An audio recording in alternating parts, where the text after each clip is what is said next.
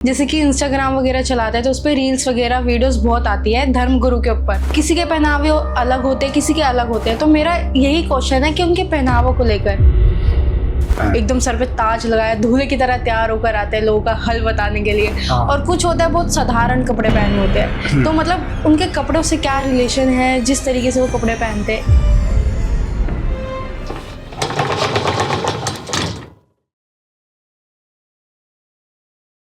जी देवी जी बताएं। देखो अच्छा लगता है ऐसे कुछ चीज़ें सवाल लेके जब कोई आता है। और देखो मैं इसलिए खुश होता हूँ कि खुद भी जागरूक रहो।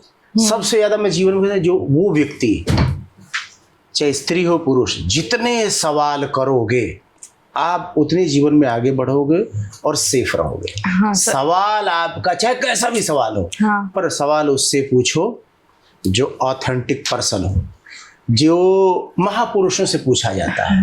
अब लोग कहेंगे कि आप कौन से महापुरुष हैं? नहीं सर, मैं इसलिए आपके पास आके पूछ रही। नहीं मैं रियली बताऊं। देखो महापुरुष की पहचान कैसे होती है? जो महान कार्य करते हैं। महान कार्य की लड़ाई झगड़ा हो गया, वो व्यक्ति जो आपके सवालों का बिल्कुल सही सही उत्तर दे, अपनी सिर्फ बुद्धि या विवेक से नहीं, शास्त्र से। हमारे शास्त्र में ऐसा कोई टॉपिक ही नहीं रहा है जिसके लिए आप कोई सवाल नहीं पूछ सकते। शास्त्र से इसलिए कहता हूं कि आपके दिमाग में, आपके इसमें ये ना आए कि यार ये जो कह रहे हैं सही है कि गलत है। महापुरुषों की पहचान यही होती है, अपनी कोई भी बात रखते हैं तो उसका प्रूफ उसके पीछे शास्त्र होना चाहिए, ताकि अगर चेक करना हो तो चेक करके कंफर्म कर सको। हाँ सर। तो सवाल पूछो आप। हाँ, तो मेरा सवाल आज यही है कि जैसे कि इंस्टाग्राम वगैरह चलाते हैं तो उस पर रील्स वगैरह वीडियोस बहुत आती है धर्म गुरु के ऊपर। अब देखती हूँ ना मैं उनको, किसी के पहनावे अलग होते हैं, किसी के अलग होते हैं। तो मेरा यही क्वेश्चन है कि उनके पहनावों को लेकर, कि कोई तो होता है कोट पैंट में होते हैं, एकदम सर पे ताज लगाया दूल्हे की तरह तैयार होकर आते हैं लोगों का हल बताने के लिए, और कुछ होता है बहुत साधारण कपड़े पहने होते हैं। तो मतलब उनके कपड़ों से क्या रिलेशन है जिस तरीके से वो कपड़े पहनते हैं? इसके ऊपर मेरा सवाल है आज। देखो धर्म का कपड़ों से बहुत ज़्यादा लेना देना नहीं है। आपके वस्त्र ऐसे हो, चाहे स्त्री हो पुरुष हो, दोनों के लिए कह रहा हूँ। वस्त्र का काम सिर्फ शरीर को ढकना होता है और श्रृंगार। दो विषय होता है, श्रृंगार या शरीर को ढकना। जैसे मौसम के हिसाब से आपके वस्त्र होते हैं। सर्दियों में आप मोटे कपड़े, गर्म कपड़े पहनते हो, और सर्दियों में थोड़ा हल्के कपड़े पहनते हो ऐसा। पर देखो अब इसमें जब धर्म का है तो धार्मिक वेशभूषा कोई विशेष नहीं। स्त्रियां साड़ी पहनती हैं, फिर बाद हमारे शास्त्र में कोई ऐसा वो नहीं है अब तुमने जैसे सूट पहना हुआ है तो कोई मना ही नहीं है। शास्त्र कहता है कि हाँ स्त्री हो, आपका शरीर जो है ढका होना चाहिए, पर इतना भी नहीं आपका। जैसे अब मान लो कोई लड़की वाले तुम्हें देखने आए, लड़के का पिता आता है, लड़के की कई बार माँ आती है, उधर के लोग आते हैं जिनको सिर्फ इतना होता है कि मेरे बेटे के लिए या मेरे भाई के लिए जिस लड़की को दे रहे हो वो सुंदर भी होनी चाहिए।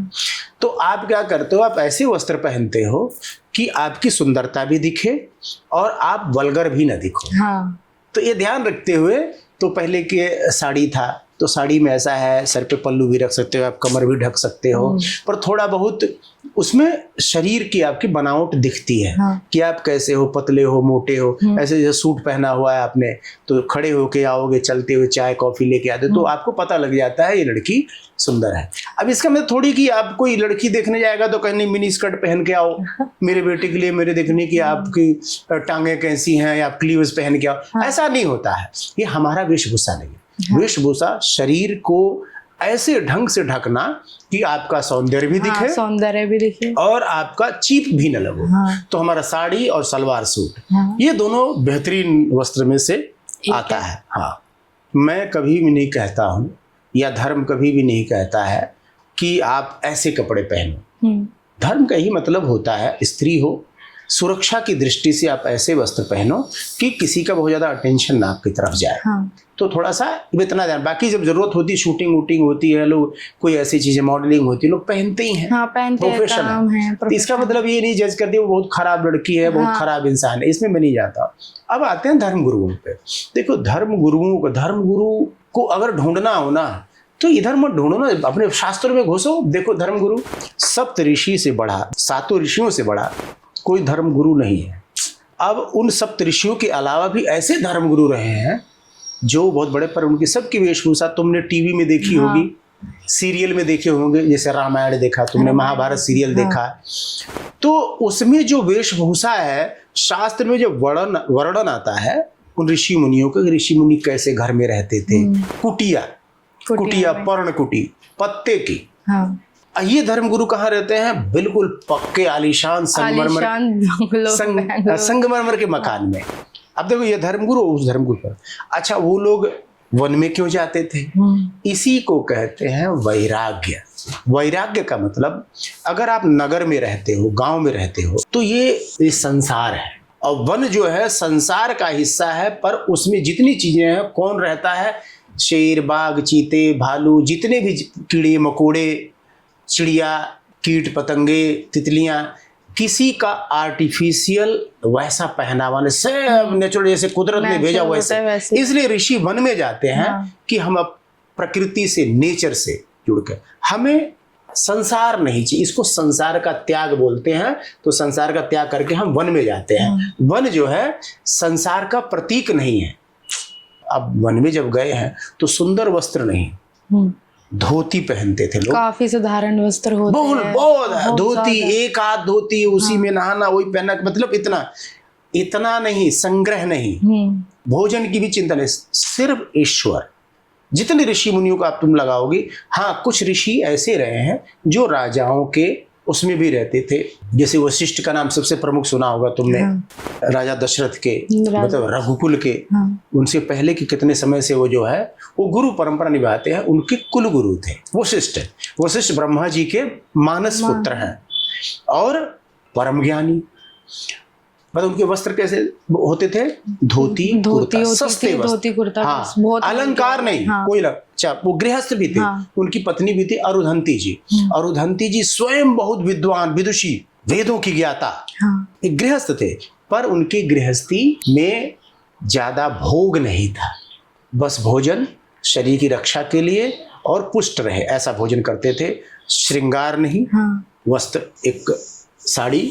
ऐसे एक ऋषि रहते थे, अत्रि ऋषि, जिनकी पत्नी का नाम अनुसुईया जी, महान पतिव्रता, वही वन में रहते थे। वन में क्यों चाहते थे? नगर में किसी राजा के पास आते, इतना नाम था उनका, सारे वैभव, पर संसार से दूर वैराग्य, इसको वैराग्य कहते हैं। अब कहोगे पूर्ण वैराग्य, पत्नी के साथ रहते हैं तो भाई जो गृहस्थ होगा वो भाई पत्नी के साथ रहेगा तो स्त्री सुख भी उसको भोगेगा, तो ये तो पूर्ण वैराग्य होगा? नहीं। देखो, भगवान ने ये शरीर बनाया है, शरीर का एक विज्ञान है, इसकी कुछ ज़रूरतें हैं, जैसे भूख लगेगी तो भोजन, तो वन में कंद मूल फल जो भी साग सब्जी, फल वगैरह यही खाते। अच्छा, चूंकि ऋतुओं का ठंड गर्मी तो कुछ वस्त्र जैसे साड़ी उड़ी, तो लोग अपने शरीर को इतना आराम नहीं देते कि सर्दी लग रही है तो हम बड़े मोटे कपड़े, उन्हीं कपड़ों में सहते थे उस सर्दी को, इसको तप बोलते हैं। मैंने कि मैं चाहूं तो उस ठंड को भगा सकता हूं, कम कर सकता हूं, पर नहीं करना है, उसे सहना है, तप बोलते हैं इसको, तप। भोजन की मुझे भूख लगती है तो मुझे भोजन के लिए बहुत स्वादिष्ट भोजन राजा या वहाँ के लोग मुझे दे सकते हैं, पर नहीं करना है मुझे, मैं रसहीन भोजन करूँगा, स्वादहीन करूँगा, क्योंकि मुझे भोग नहीं, शरीर रक्षा के लिए। और शरीर रहेगा तो भगवान, इस शरीर से तो भक्ति होगी भगवान शरीर रहेगा तो शरीर रक्षण के लिए भोजन करते थे। बहुत स्वादिष्ट भोजन नहीं, कंदमूल फल, जिसमें बहुत कम स्वाद होता था, पर स्वास्थ्य के लिए अच्छे होते थे, तो वो खाते थे। तो ये तप हुआ। जिन जिन चीजों से अपने आप को सुलभ होते हुए भी उस चीज से वंचित रखना, इसको कहते तप, क्योंकि शरीर को कष्ट होता है, मन करता है, लेकिन फिर भी मन को मारना, इसी को तप बोलते हैं। अगर आप नहीं भोजन करोगे, भूख इसलिए लगती है क्योंकि आपको ईंधन की जरूरत है, जिंदा रहना है, जिंदा रहोगे तभी तो भगवान की भक्ति करो, इसलिए भोजन करते हैं। वस्त्र ढका होना चाहिए, कोई भी स्त्री पुरुष आ जाए तो वो भी जरूरी होता है। अच्छा, पत्नी है, विवाह किया है, त्याग तो नहीं कर सकते ना, सिर्फ इस वजह से नहीं मैं वैराग्य ले लिया, पत्नी के साथ वैराग्य जाते थे। तो इसका मतलब ये नहीं, मान लो वन में है, शरीर ही तो है, जैसे भूख प्यास लगती है ऐसे ही काम वासना भी शरीर में आ सकती है।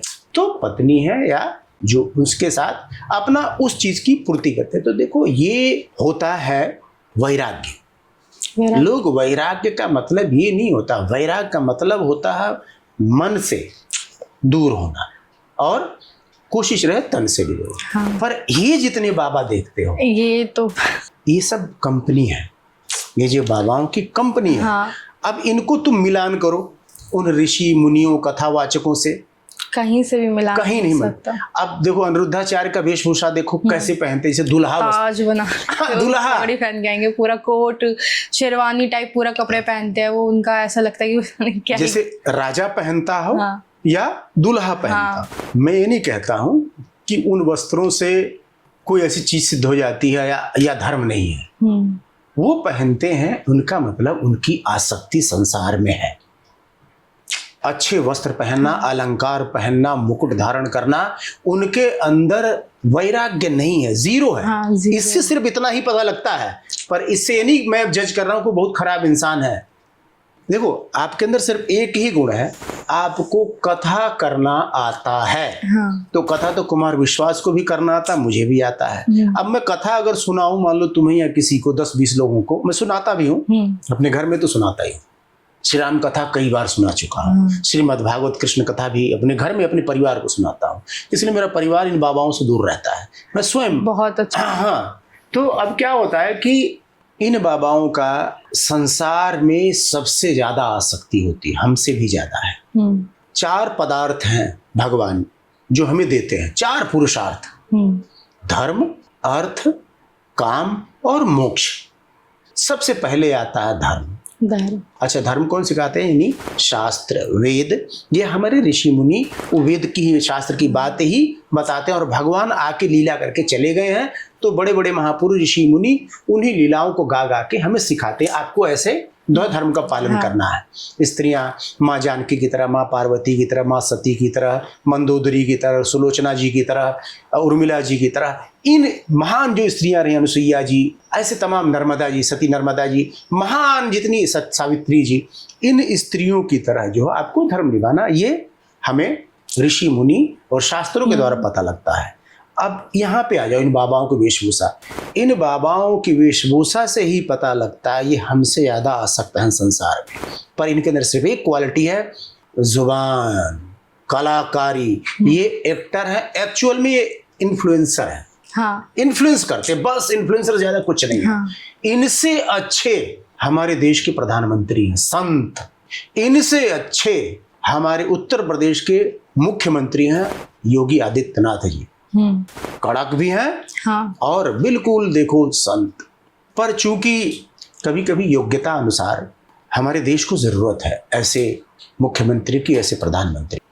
हम बड़ी तेजी से ग्रो कर रहे हैं, और आज इस समय ईरान अमेरिका युद्ध में हम इतने आराम से इतने समय तक आता हुए सरवाइव कर रहे हैं, तो ये इन महापुरुषों की वजह से। ये लोग साधारण पुरुष नहीं है, ये महापुरुष हैं। ये लोग, इनका कोई परिवार नहीं। हाँ।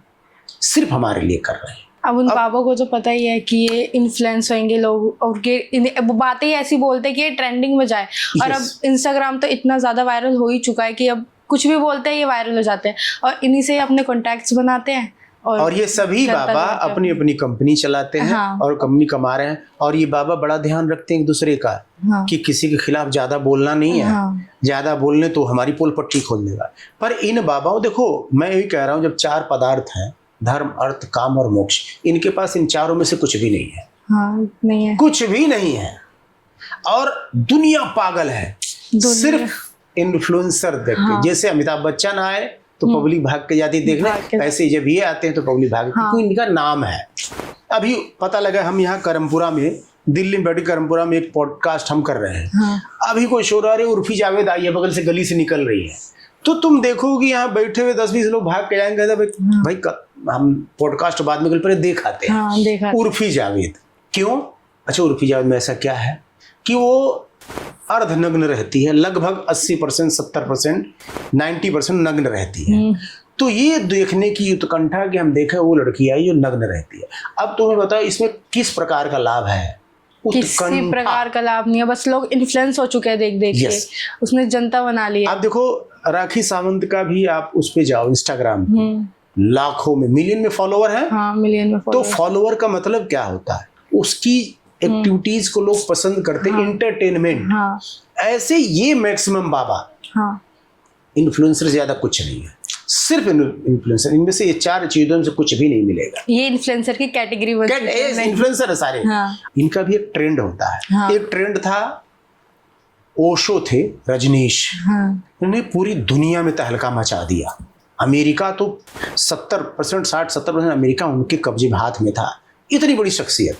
हमारा आध्यात्म इतना पावरफुल है, और जिसको अच्छा बोलना आता है, आज उठा के देख लो सारे कमा रहे हैं। सब बहुत कमा, बोलना आना चाहिए, और इन बाबाओं को बोलना आता है। बोलना आता है। अच्छा देखो, इनकी बातें आप उठाओ, ये मैक्सिमम बातें शास्त्र से, पुराणों से, वेदों से कहते हैं, पर उसी बीच में अपना एजेंडा घुसेड़ देते हैं, ये पर्सनल, ताकि आप मुझसे विशेष रूप से जुड़े रहो। और सबसे ज्यादा गुरु गुरु गुरु गुरु गुरु गुरु गुरु गुरु ब्रह्मा गुरु विष्णु गुरु देव महेश्वर गुरु साक्षात पर ब्रह्म तस्मै श्री गुरुवे नमः। गुरु जी ही मर जाते हैं, ब्रह्म मर गया। हाँ।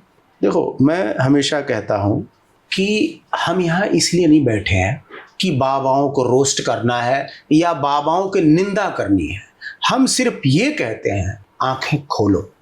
भगवान ने आपको सिर्फ यही आंख नहीं दी है, एक और दिया जिसको कहते हैं विवेक की आंखें, विवेक की दृष्टि, विवेक सोचने समझने के लिए। आप किसी धर्म गुरु पास, देखो दुनिया में सबको परेशानियां ही किसी को ले जाती हैं। आपके साथ किसी ने अपराध कर दिया तो कहाँ जाओगे? पुलिस के पास। आप और आपका पूरा परिवार रो रहा है, आपके साथ बहुत अन्याय हुआ, किसी ने किसी की हत्या, हमारे परिवार के सदस्य की हत्या कर दी, हम गए हैं, तो क्या तो पुलिस वाले रोते हैं? हमारा पूरा परिवार, एक आम इंसान दोष जाता है, वो दुख सुनेगा, रो देगा, पर पुलिस वाले कभी नहीं रोते। तो ये क्या है? क्या उनके अंदर संवेदना नहीं है? वो इतना इन सब चीजों को, हजारों दुखों को देख चुके हैं कि उनके लिए आम बात है। अच्छा, उसके बाद आप वकील के पास मान लो जाते हो, वकील साहब हमारे साथ ये हो गया, ऐसा करो, ये हो जाए, पूरा परिवार रो, दुख। क्या वकील को गम होता, दुख होता है? नहीं। आपके पास, आपको कैंसर हो गया है, तड़प रहे हो, मरने के कगार पे हो, 3rd स्टेज है, आप डॉक्टर के पास जाओ, डॉक्टर साहब मरने वाले हैं, ऐसा है वैसा है, 3rd स्टेज कैंसर है, ज्यादा दिन जी नहीं रहे, करार है। डॉक्टर की आंखों में आंसू देखते हो? नहीं। वो सिर्फ आप कस्टमर होते, टारगेट। हाँ। वो क्या भगवान होता है डॉक्टर। चलो डॉक्टर को तो फिर भी इतना कर देते। और सुनो ना, एक चीज और रह गई, उसके बाद आप पुलिस, हॉस्पिटल, कोर्ट कचहरी, ये 3 जगह हैं जिनमें जहाँ पे संवेदना नहीं होती है। कई बार जज बायस्ड हो जाता है, समझे? हाँ।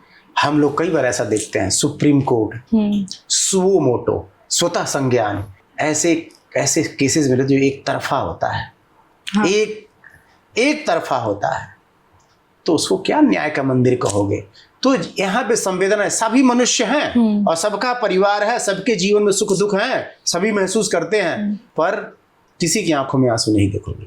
हमारे पड़ोस का कोई व्यक्ति मर गया है, हमारे घर के लोग भी जाके वहाँ का वो मंजर देख के वो भी रो पड़ते, उनकी आंखों में आंसू आ जाते हैं, पर इन तीनों जगहों पे संवेदना नाम की कोई चीज़ नहीं होती है। तो ऐसे ये बाबा हैं। हाँ। ये इनके यहाँ लोग आके, गुरुजी हमारा पति मारता है, गुरुजी हमारा बेटा नहीं सुनता, गुरुजी हमारी पत्नी कैरेक्टरलेस है, गुरुजी ये हो गया, हमें बच्चा नहीं सब। ये इसी प्रकार की एक अलग कोर्ट कचहरी यहाँ सुनवाई होती है, जहाँ लोग अपना पर्सनल दुख लेके जाते हैं। हाँ। और मैंने कहा ये 4 चीजें हैं जो धर्म से जुड़ी हुई है। हाँ। तो इनमें चारों में कोई चीज नहीं, फिर भी हम जाते हैं। बताओ। हाँ, एक बात याद आई मुझे इसी से कि मेरे गली में, मतलब जो स्ट्रीट थी उसमें एक लोग परिवार रहता था, तो उनकी ना बेटी की तबीयत खराब हुई, तो उसके ना काफ़ी टाइम से पेट में दर्द रह रहा था। तो उन्होंने कहा कि डॉक्टर के पास तुम्हें जाना चाहिए, इलाज करना चाहिए, लेकिन वो डॉक्टर के पास नहीं गए, वो लोग बाबा के पास गए, उससे दवाइयाँ खिलवा रहे, वो पता नहीं कौन सी वो जड़ी बूटियाँ बना के दे देता है, और उससे कुछ नहीं आया, वो लड़की मर गई। लेकिन वो डॉक्टर के पास नहीं गए, वो बाबा के उसमें इतने धुत हो चुके थे कि बस नहीं बाबा ही ठीक करेंगे, और बाबा ने भी नहीं ठीक अगर वो लड़की हॉस्पिटल में मरी होती ना तो हॉस्पिटल तोड़ डालते, वही। पर वो बाबा के यहाँ मरी है, लिखा था। हाँ मैंने जान लिया था आते ही, हाँ बचेगी नहीं, कोई बात नहीं, ये होता है। हाँ। अरे ये लाइन है, और वो लोग बस गुरु जी ने बोला है, बस बहुत सही बोला होगा, तो कुछ तो सोच समझ के मैं तुम्हें बता रहा हूँ, ये जो गुरु हैं, ये जो बाबा हैं, जो इन्फ्लुएंसर बाबा हैं, इन्फ्लुएंसर लोग हैं, इनका तुम देखोगे किसी भी चीज का एक प्रमाण नहीं है जो सामने हो। सब कैंसर भी ठीक करेंगे, पर आप तुम बताओ आज भी कितने लोग कैंसर से मरते हैं। हाँ, पर ये कोई एक बाबा गारंटी नहीं देगा कि आओ मैं लिख के देता हूँ कैंसर तुम्हारा ठीक हो जाएगा। कोई भी गारंटी अब तुम बताओ हॉस्पिटल, कैंसर हॉस्पिटल बनाने की जरूरत पड़ती है अगर ये बाबा करते तो? नहीं। तो कहने का मतलब ये है कि मैं ये नहीं कि मैं यहाँ करने बैठा हूँ कि फिर लोग क्या करें। देखो अब लोग, मैं जैसे बता रहा हूँ, हमने यहाँ बैठ के हमने ये देखी बाबा ऐसे है, कंपनी चलाते हैं सर, तो हम क्या करें? आप भाई समाधान भी तो बताओ, ये तो प्रॉब्लम गिनवा रहे हो। तो समाधान मैं बताता हूँ। इन बाबाओं की कोई भी कथा, जो श्री भागवत की कथा हो, रामायण कथा, राम कथा, आप सुनो, राम कथा सुनो, श्रीमद् भागवत कथा सुनो, चाहे यूट्यूब पे सुनो, चाहे किसी बाबा के पास जाके सुनो। पर बाबा जब इसके अलावा, कथा के अलावा, भगवान की चर्चा के अलावा, भगवान कैसे मिलेंगे, इसके अलावा पति पत्नी का धर्म, गृहस्थ धर्म कैसा होने, इसके अलावा कुछ जब चमत्कार करने लग जाए, प्रूफ करने लग जाए कि मेरी किडनी खराब है फिर मैं जिंदा हूं, तो ये चमत्कार है, ये मेरे पे विशेष कृपा है ईश्वर की, ये हो सकता है। तो अब जांचो कि कोई बाबा की किडनी खराब है, ये पहले व्यक्ति हैं ऐसे? बाबा खुद भी मारे। तो आप देखोगे ऐसे लाखों लोग हैं दुनिया में, इनकी किडनी खराब है, डायलिसिस होता है, जिंदा रहते हैं। हाँ। अच्छा ट्रीटमेंट मिलता है, जिंदा रहते हैं। भोजन उसी प्रकार का है। तो कोई चमत्कार नहीं हुआ, प्रूफ हुआ, एक ही केस तो है नहीं दुनिया का। तो ऐसे ही आपको मैं कहता हूं, प्रेमानंद जी महाराज का मुझे सब कुछ अच्छा लगता है, बहुत बढ़िया धर्म सिखाते हैं। क्योंकि मैं खास तौर पर देखता हूं पिता और पुत्र का धर्म, पति और पत्नी का धर्म, ये जो धर्म सिखाते हैं, बताते हैं, बिल्कुल शास्त्र के अनुसार बताते हैं। पर अनुरुद्धाचार्य में ये चीज नहीं। वो अब तुम कहोगे उनके पास तो ऑडियंस भी ऐसी आती है कि उनसे बेफालतू के सवाल पूछते हैं। कॉमेडी सर्कस चल रहा हो। काम में आप कैसे हो, तरक्की कैसे करें? तरक्की करना है? हाँ जी। कितनी तरक्की चाहते हो? वो माता पिता का नाम रोशन करना है। नाम रोशन? हाँ जी। तो आपका नाम क्या है? अभिषेक। तो अभिषेक नाम क्यों रखा? रोशन ही नाम ना रख लेते, हो गया नाम रोशन। तो अब जैसे तुम बताओ, तो कहते कि सर आप प्रेमानंद जी महाराज के बारे में बोलते रहते हो। मैं बहुत बार बोल चुका हूँ, बिल्कुल भी नहीं, सच में कह रहा हूँ कसम से। प्रेमानंद जी महाराज बहुत अच्छे इंसान हैं, संत हैं। मैं कभी भी कहता हूँ कि बाबाओं की,